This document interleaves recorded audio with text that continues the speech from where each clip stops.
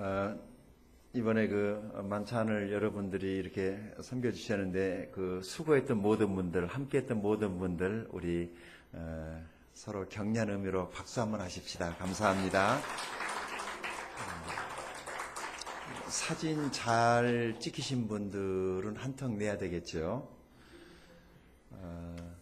우리 교회 홈페이지에 들어오시게 되면은 그 동영상 올려놨고 유튜브에서도 여러분들 검색하시면은 이것을 다시 아무 데서나 스마트폰으로 보실 수 있습니다. 오늘은 이제 우리 성탄 주일 예배로 하나님께 예배드리고 있는데 주님 오신 이 성탄을 함께 기뻐하면서 이제 우리 같이 하나님 말씀에서 은혜 받기 원합니다.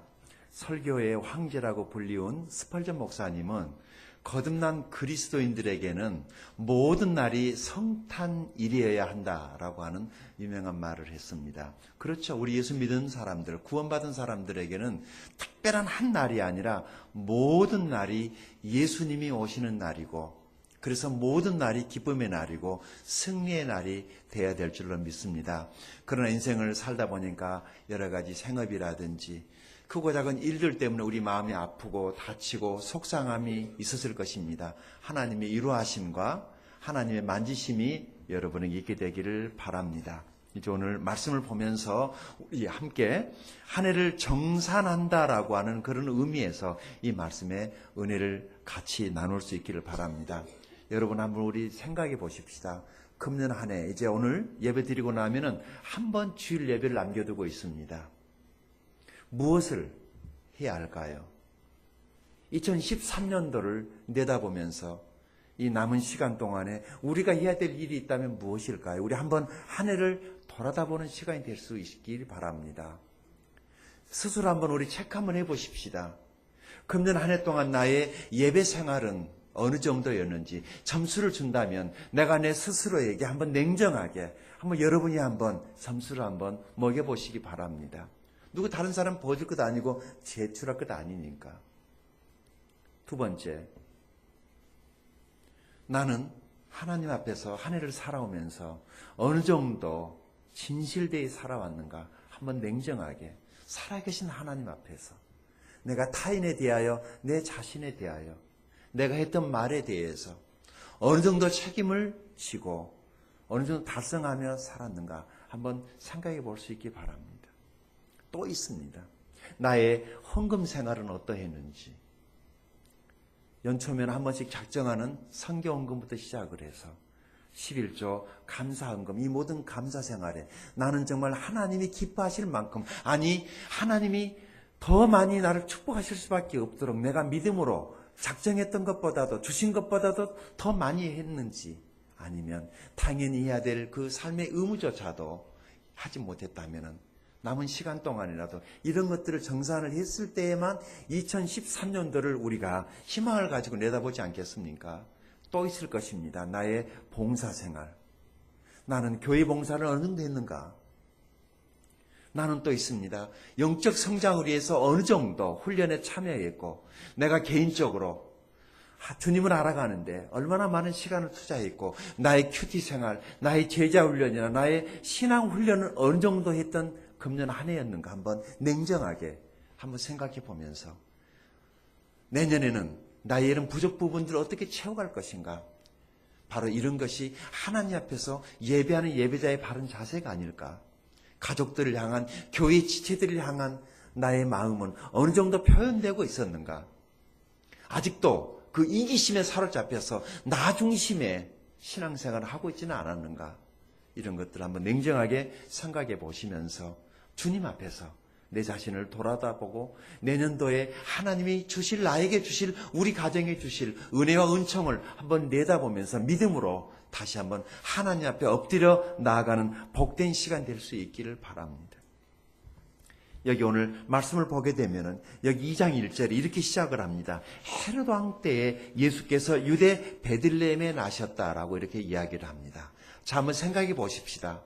헤롯 왕이라고 하는 사람이 유대 지역에 들어와 가지고 자기가 그 식민지 지역에 총독으로 있을 그 무렵에 바로 자기가 왕이나 다름이 없는데 자기가 왕이라고 생각을 하고 있을 때 바로 그 땅에 어떤 새로운 왕이 태어났다라고 하는 이야기는 분명 헤롯 왕에게 기분 좋은 이야기는 아닐 거예요. 성탄은 우리 믿는 사람들은 기쁘다라고 말할 수 있지만 안 믿는 사람들에게는 안 기뻐라고 말할 수 있을 거예요. 그렇잖아요. 똑같은 일이 어떤 사람에게는 참 기쁜 일인데 어떤 사람에게는 전혀 기쁘지 않는 일이 될 수도 있습니다. 오늘 저는 이 말씀에서 세 부류의 사람을 여러분에게 소개하면서 바로 그 세 부류의 사람들 속에 비쳐 보이는 저와 여러분의 모습을 찾아가면서 이것을 어떻게 우리가 극복을 할 수 있을까? 이것을 만약에 극복할 수 없다면 내년에 우리가 어떻게 더 큰 하나님의 축복을 우리가 바랄 수 있을까? 스스로를 자문하면서 도전하는 시간이 될 수 있기를 바랍니다. 이것은 제 자신에게도 해당되는 말이기 때문에 여러분도 한번 같이 생각해 볼 수 있기 바랍니다. 첫 번째 사람은 헤롯이라고 하는 사람입니다. 헤롯. 두 번째 사람은 여기 서기관들입니다. 여기 오늘 본문에 나오고 있는 서기관들. 헤롯에게 예수님의 나심에 대한 성경적 지식, 정보 제공을 했더니 서기관들. 그리고 여기 오늘 본문에는 나오지 않지만 누가복음 2장에 가서 보게 되면은 우리가 또 한 사람을 또 찾아볼 수 있게 되는데 한번 보진 않았지만 우리 한번 같이 갔다 올까요? 자, 우리 누가복음 2장을 한번 열어보겠습니다. 여기 누가복음 2장입니다. 자, 누가복음 2장 여기 1절에서 7절까지를 한번 같이 한 목소리로 읽어보면서 여기도 우리가 참고해야 될 한 부류의 사람이 나온단 말이죠. 같이 보기 원합니다. 누가복음 2장 1절에서 7절까지 같이 한 목소리를 읽겠습니다. 시작. 그때 가이사 아구스도가 영을 내려 천하로 다 호적하라 하였으니 이 호적은 구레노가 수리아 총독이 되었을 때 처음 한 것이라. 모든 사람이 호적하러 각각 고향으로 돌아가며 요셉도 다윗의 집 족속이므로 갈릴리 나사렛 동네에서 유대를 향하여 베들레헴이라 하는 다윗의 동네로 그 약혼한 마리아와 함께 호적하러 올라가니 마리아가 이미 잉태하였더라. 거기 있을 그때 해산날이 차서 첫 아들을 낳아 강보에 싸서 구유에 누였으니 이는 여관에 있을 것이 없음이러라. 아멘. 자, 여기부터 하고 가죠. 말씀이 여기 왔으니까 말이죠. 자, 예수님은 이제 그 부모 요셉과 마리아에 의해서 이제 아직 지금 태어나기 직전에 마치 그때 여기 성경을 이루게 하시려고 예수님이 어디서 태어나야 되는 것입니까? 예. 베들레헴이라고 하는 이곳에서 태어나야 하기 때문에 갑자기 이때 호적을 해야 된다라고 하는 국가적인 어떤 일이 생겨서 이제 호적을 하러 갔지만 이것은 하나님의 말씀을 이루기 위한 하나님의 섬세한 계획이란 말이죠. 자, 그래서 이제 호적을 하기 위해서 갔는데 그때 여러 지역에 살던 사람들이 호적을 하기 위해서 이 베들레헴이라고 하는 이 지역으로 사람들이 떼거지로 몰려온 거죠. 자, 그랬더니 숙박시설은 한정되어 있고 마치 우리 F1 때 온 세계 나라에서 우리 영화면 F1 경기를 구경하기 위해서 수많은 사람들이 몰려왔을 때 숙박시설이 부족해가지고 뉴스에도 나오지 않았습니까? 그것을 연상하시면 돼요. 자, 그런데 여기 지금 5절에 그 약혼한 마리아와 함께 호적하러 올라왔는데 마리아가 이미 잉태해서 거의 해산날이 가까웠어요. 그런데 여기 7절을 보니까 그 첫 아들을 낳았는데 어디서 낳았습니까? 구유에서 낳았다고 성경이 말씀하고 있습니다. 구유에서. 구유가 뭔가 아시죠? 말이 먹는 밥통. 바로 그곳에 아기를 낳아서 거기에 이렇게 잠깐 따뜻하니까 그곳에 잠깐 놔뒀던 것 같아요. 그러니까 말들이 사는 말 마구간에서 아이를 낳을 수밖에 없었단 말이죠. 왜 그랬을까요? 아마 돈이 없어서는 아니었을 것 같고 그 여관에 이미 사람들이 다 차서 더 이상 들어갈 곳이 없었단 말이죠. 문제는 이거예요. 여관 주인이 예수가 누구인 걸 알았다면, 메시아를 기다리고 있었던 사람이었다면 당연히 의당이 제1번 최고 VIP 룸으로 모셨을 거예요.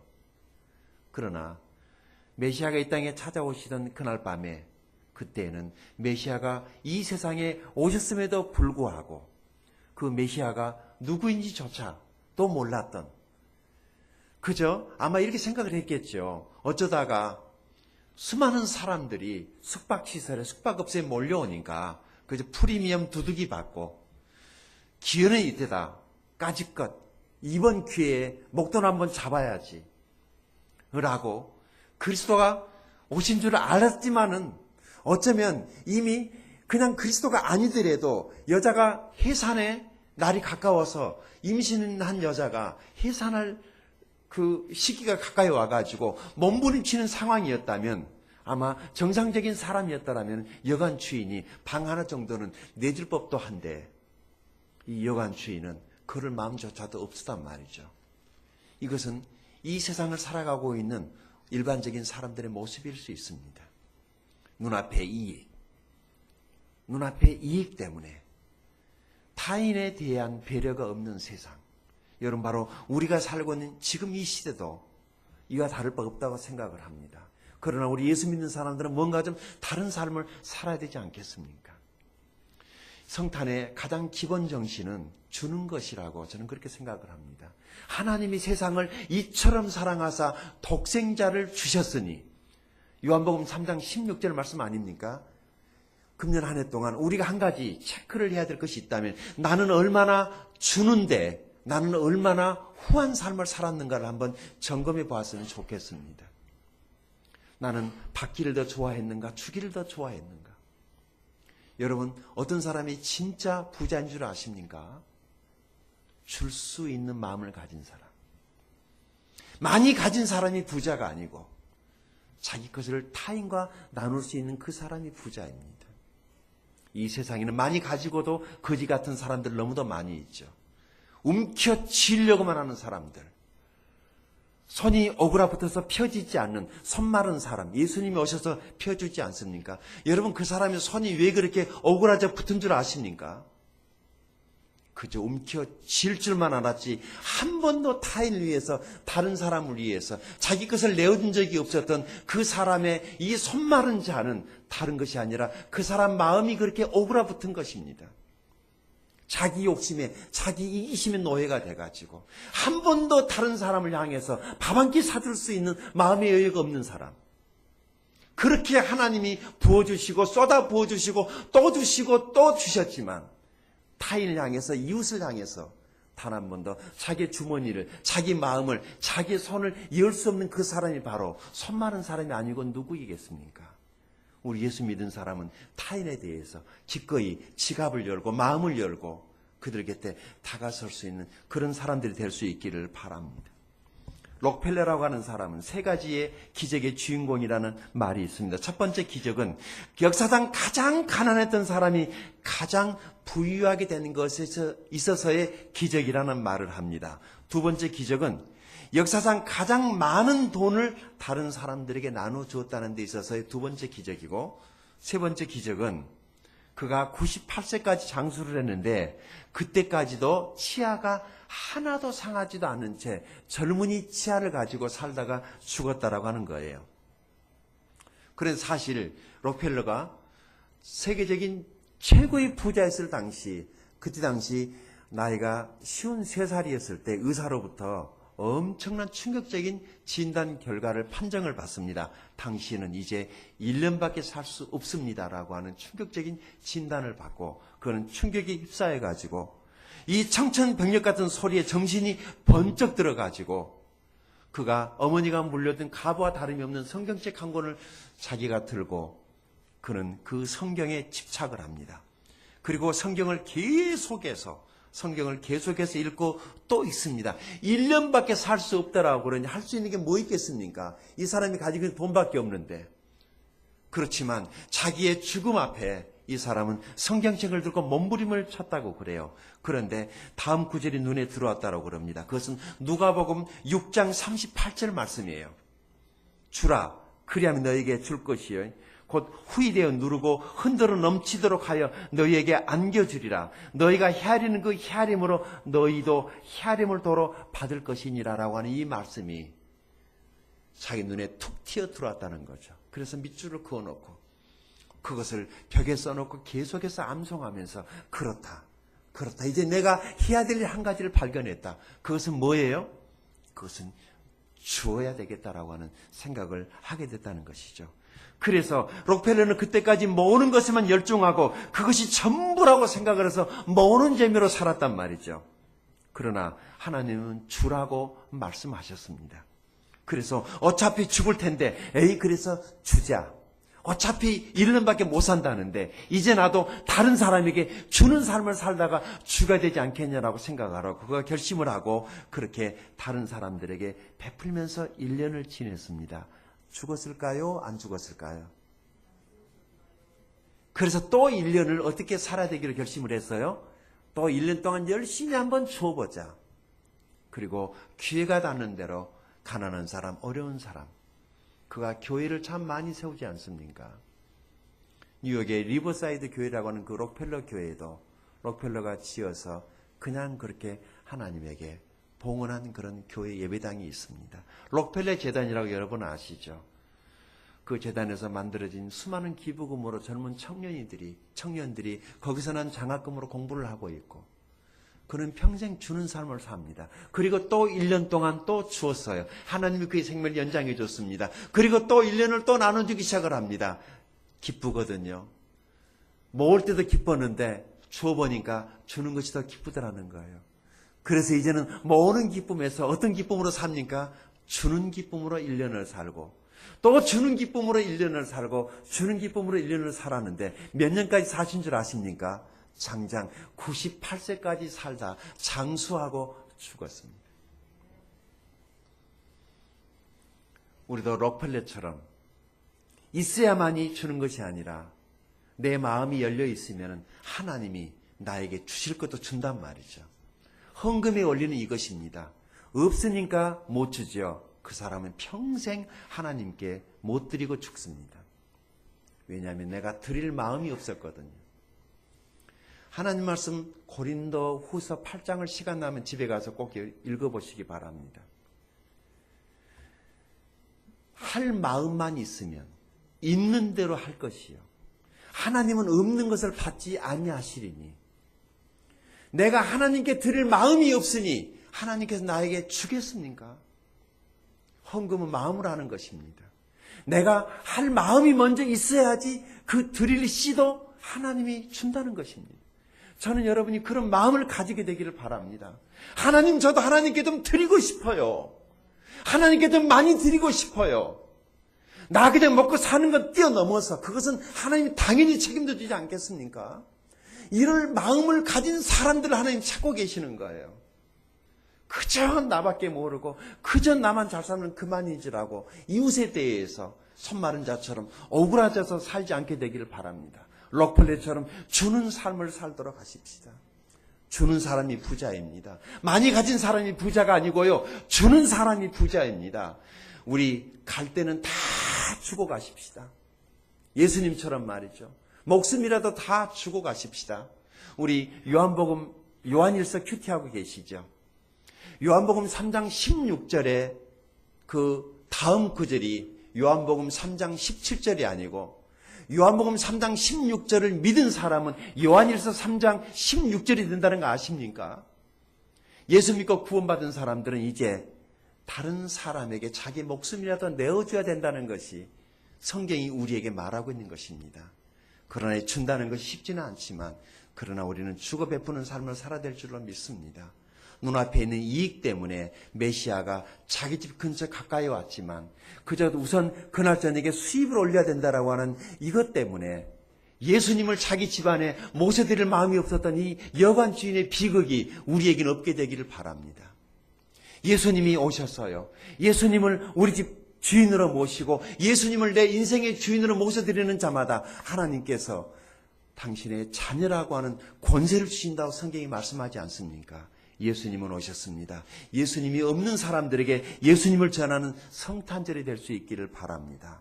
이 여관 주인은 자기 집 근처에 예수님이 가까이 왔었지만은 눈앞에 있는 이익 때문에 구원의 은총, 하나님의 축복을 놓쳐버린 이 피해, 이것이 바로 성탄의 비극이란 말입니다. 이 비극은 지금도 이 시대에도 계속되고 있습니다. 우리 안에는 이런 비극이 없게 되기를 바랍니다. 두 번째, 오늘 본문으로 돌아오겠습니다. 마태복음 2장으로 다시 옵니다. 이 헤롯 왕 이야기를 해보겠습니다.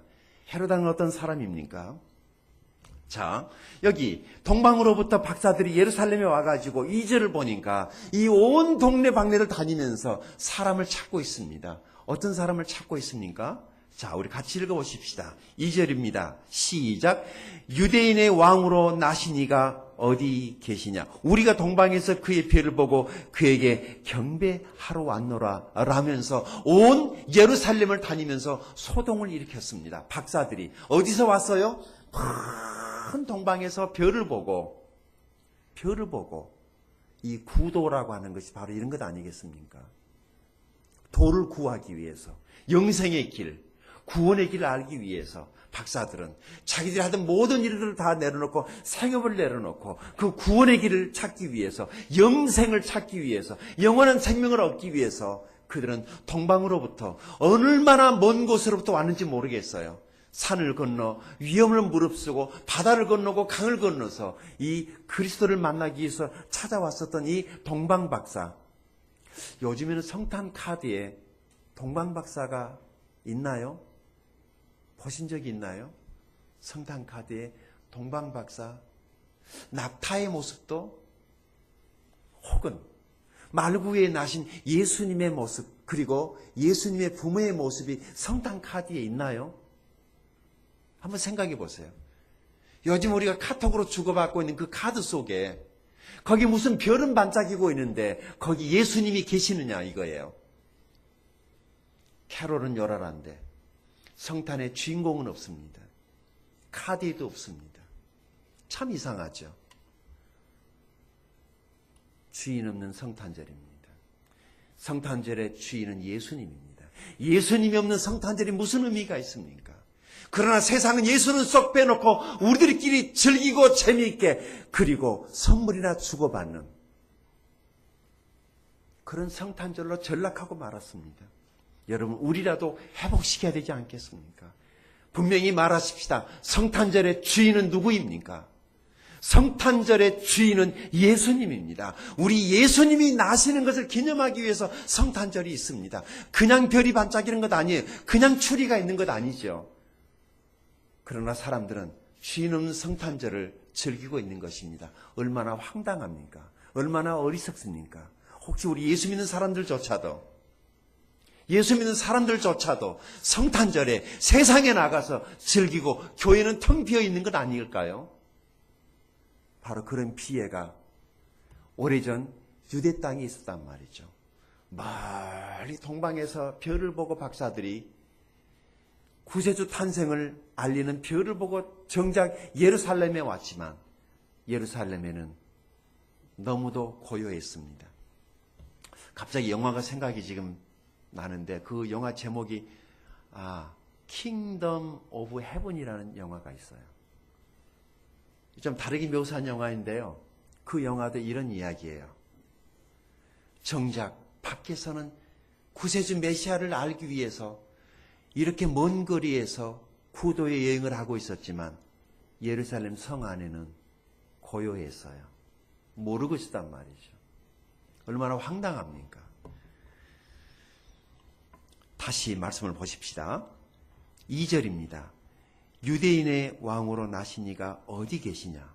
우리가 동방에서 그의 별을 보고 그에게 경배하러 왔노라 라고 말을 하는데 예루살렘 성 안에는 이 사실을 알고 있습니까? 모르고 있습니까? 모르고 있었습니다. 여러분, 성탄절이 우리 예수 믿는 사람들에게 정말 기쁜 날이 되어야 합니다. 성탄절이 성당과 가톨릭 교회와 우리 개신교회와 모든 교회에 있어서 가장 기념할 만한 큰 행사가 되어야 합니다. 그런데 갈수록 교회 안에는 사람들이 추워들고 성탄절에 교회로 예배하는 사람이 별로 없고 과거에는 크리스마스 때 되면은 성탄절 전야 어린이 대잔치에 가면은 빵도 주고 말이죠. 선물도 주기 때문에 제 어리사만 하더라도 다른 때는 교회 안 갔어도 그래도 12월 24일 밤에는 교회를 갔습니다. 왜냐하면 교회를 가면은 여기 연극들을 하고 있었고 선물을 줬기 때문에 제 첫 번째 기억은요. 감리교회라고 하는 교회를 갔어요. 잊어버리지 않아요. 왜냐하면 제가 처음 간 교회였기 때문에 초등학교 때 친구 따라서 그런데 정말 갔더니 연극도 하고 그때 빵도 줬거든요. 문제는 끝나고 나갔을 때 제 신발이 없어진 거예요. 그때는 그런 일들이 비일비재했어요. 수영장에 밖에다가 그 신발 벗어놓고 수영하고 나오면은 신발이 없어지는 거예요. 그때는 고아들도 많이 있어가지고 운동화 신고 가면은 거기 검정 고무신 놔두고 운동화 가지고 하는 겁니다. 학교에서 그런 일 참 많이 있었어요. 신발 잊어버린 일들이 많이 있었고 명절에 명절 신발 한 컬레 얻어 신으면 1년을 신어야 되는데 중간에 잊어버렸다고 한번 생각해 보세요. 그날은 부모한테 거의 맞아 죽는 날이라 다름없습니다. 신발이 그렇게 힘들었던 시간이 있었어. 신발 한 컬레가. 그러나 오늘 우리 교회들은 어떨까요? 12월 24일 날 교회에 사람들이 얼마나 많이 있는지, 아니 12월 25일 그 성탄절에 교회에 얼마나 많은 사람들이 몰려오고 있는지 한번 우리 자신들을 한번 생각해 볼 수 있기를 바랍니다. 헤롯은요 어떤 사람이었어요? 자 3절입니다. 읽어보십시다. 시작. 헤롯 왕과 온 예루살렘이 듣고 소동한지라. 헤롯이 왜 소동했겠어요? 자기가 관할 지역의 왕인데 무슨 왕이 태어났단 말이냐. 이것은 상당히 기분 나쁜 말이란 말이죠. 그래서 이 헤롯이 무엇이라고 얘기를 하냐면은 사실은 서기관들을 데려다가 물어봤지만 말은 이렇게 했어요. 자, 7절, 8절 읽어볼까요? 읽어보십시다. 시작. 이에 헤롯이 가만히 박사들을 불러 별이 나타난 때를 자세히 묻고 베들레헴으로 보내며 이르되 가서 아기에 대하여 자세히 알아보고 찾거든 내게 구하여 나도 가서 그에게 경배하게 하라. 아멘. 자, 그런데 이 헤롯이 정말 자기가 가서 아기 예수께 경배하기 위해서 그런 것은 아니었단 말이죠. 어디로 보면 알 수 있냐면요. 여기 16절을 보면 알 수 있어요. 16절 같이 읽어볼까요? 시작. 이에 헤롯이 박사들에게 속은 줄 알고 심히 노하여 사람을 보내어 베들레헴과 그 모든 지경 안에 있는 사내 아이를 박사들에게 자세히 알아본 그때를 기준하여 2살부터 그 아래로 다 죽이니. 이것을 헤롯의 영아 살인 사건이라고 그럽니다. 대충 잡아가지고 2살 아래로는 다 죽여버린 거예요. 끔찍한 살육의 크리스마스였습니다.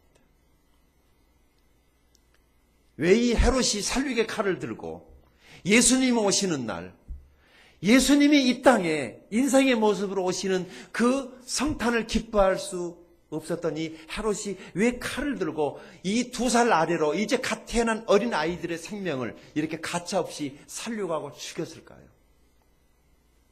무엇이 헤롯으로 하여금 칼을 들고 2살 아래로 모든 어린아이를 다 죽이게 했을까요?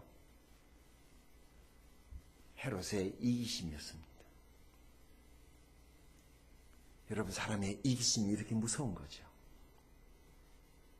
내가 지금 왕인데 누가 내 이 자리를 탐낸단 말이냐. 그냥 어렸을 때부터 싹을 잘라버려라. 아마 대충 박사들이 온 그때를 기준해가지고 그 이후에 태어난 모든 아이들은 다 죽여버리라 이렇게 된 거죠. 이것이 헤롯이 살던 시대의 첫 번째 크리스마스였습니다.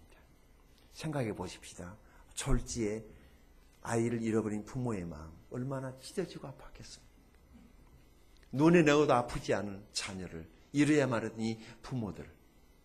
누구 때문에 그랬어요? 헤롯이라고 하는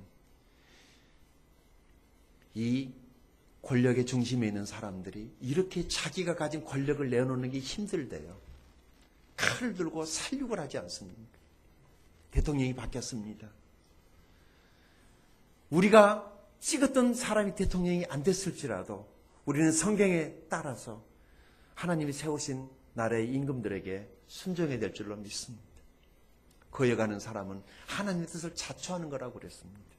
여러분 후에 어떤 악한 지도자가 세워졌더라도 성경은 그 지도자에게 순응하라고 말씀하고 있으니까 악한 지도자라도 우리가 주의 뜻에 따라서 순응해야 될 줄로 믿습니다.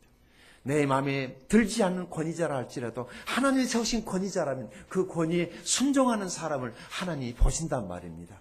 우리도 모든 권위들에게 순종하는 그런 저와 여러분 될 수 있기 바랍니다. 헤롯은 메시아 왕이 왔을 때 그 왕에게 자기 자리를 내어줄 수가 없었기 때문에 칼을 들고 영아를 다 죽였습니다. 이것이 헤롯 안에 들어있었던 이기심입니다.